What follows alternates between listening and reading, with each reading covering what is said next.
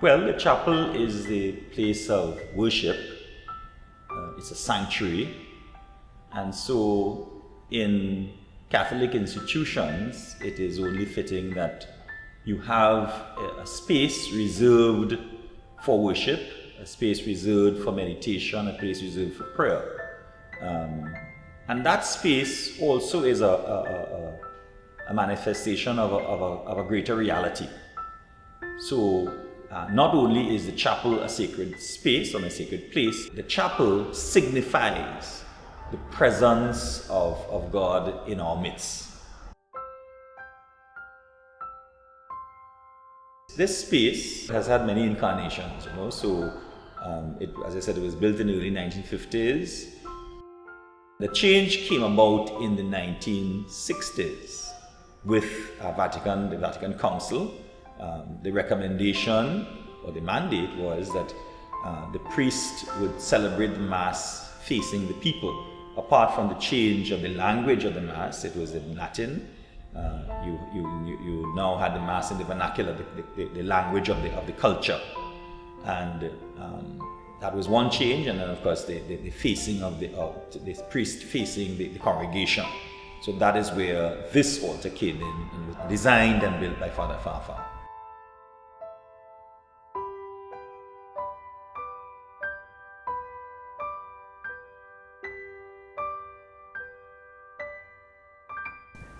What had happened is that there was a movement in the church to turn the altars around.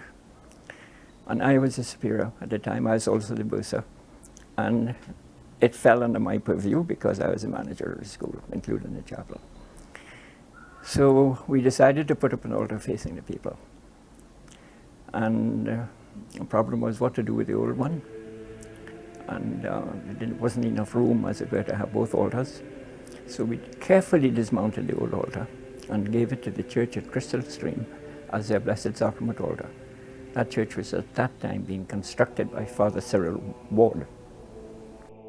The new altar was a personal design. Now, it has been complimented by pretty well everybody who has seen it, its proportions. And I had read something in a magazine called The Scientific American, and on a series of numbers known as Fibonacci numbers, which is an odd series. Individual numbers in the series, each number is the sum of the previous two. And that sounds so artificial. But it seems that it is an ingrained series in nature, because many of the ancient architectural structures also has built according to the Fibonacci numbers. You can see it by examining the lengths of the sides and so on. And they are the ones that are most pleasing to the human mind.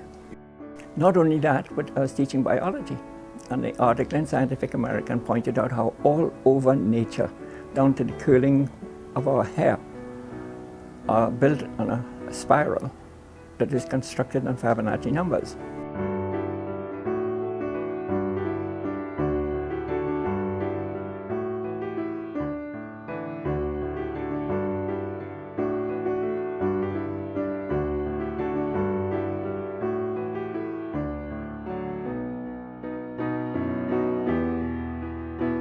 I said, well, if Fibonacci numbers are that pleasing, I will construct an altar on them. So the width of the altar, the height from the ground, the thickness of the slab, all of them are taken from the numbers you find on the Fibonacci scale. And that's how the altar was designed. We had it built in Italy, shipped over here in parts and mounted up there. In the meantime, my spiritual life was centering on the word covenant. Now, the new covenant is the sacrifice of Christ on Calvary. And the prophecies of the new covenant included prophecies of his crucifixion, but also prophecies about the gift of the Holy Spirit. And St. John describes in his Gospel that the gift of the Holy Spirit came from the side of Christ while he was dying on the cross in Calvary, where water flowed from his side. The water is a symbol of the Holy Spirit. And Jesus said it, that it's water flowing from his side was the Holy Spirit. So I decided to put an original design also at the front of the altar. So I chose a cross for the crucifixion and fire as the Holy Spirit, and superimposed the fire on the cross. And then I took the artistic license of leaning the cross because it made a more pleasing presentation. So the symbol at the front of the altar signifies the covenant, which was the center of my spirituality, and as it was then and is today. And it is also a central theme in the Bible.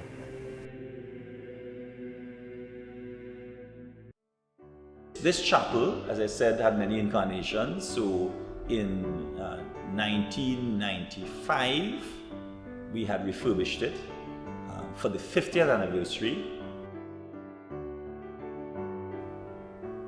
So in 2017, it was refurbished again to commemorate the centenary of the apparitions of Our Lady of Fatima in Portugal.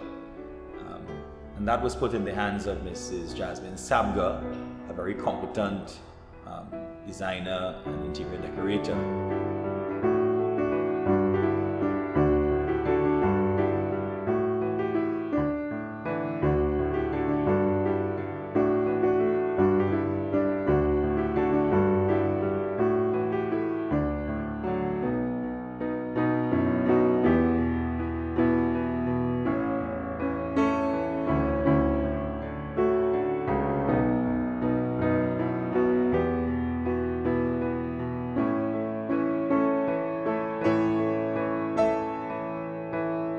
And so there are several additions.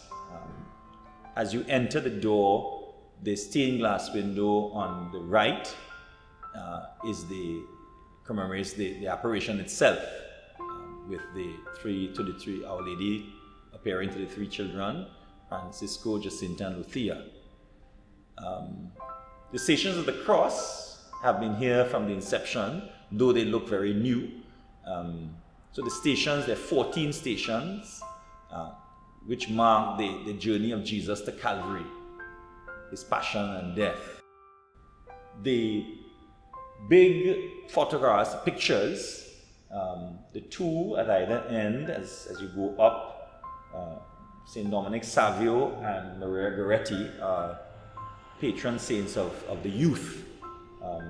And you remember that Dominic Savio, our choir, was named after him, and he's still the patron of our choir.